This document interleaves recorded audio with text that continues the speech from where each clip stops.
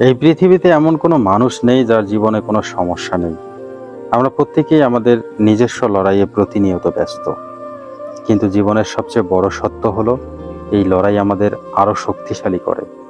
মানুষের অন্তরে যত নেতিবাচক প্রবণতা আছে, তা জয় করার জন্য প্রতিনিয়ত নিজেকে গড়ে তুলতে হয়।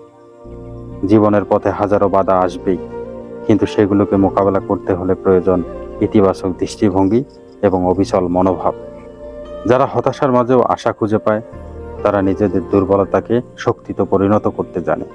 তারাই জীবনের প্রতিটি চ্যালেঞ্জের মুখোমুখি হতে পারে। আর মানসিক শক্তি ও ইতিবাচকতার ফলেই আসে সত্যিকারের সফলতা। তাই যদি কখনো মনে হয় জীবন খুব কঠিন, যদি মনে হয় দুশ্চিন্তার পাহাড় জমে উঠেছে, তখন নিজেকে স্মরণ করিয়ে দিন, আমি পারবো। আমার ভিতরের শক্তি অদম্য। সফলতা কেবল তাদেরই ধরা দেয় যারা সাহস নিয়ে সবকিছু মোকাবেলা করতে প্রস্তুত। আজ লড়াই করুন, কাল জয়ের গল্প লিখুন।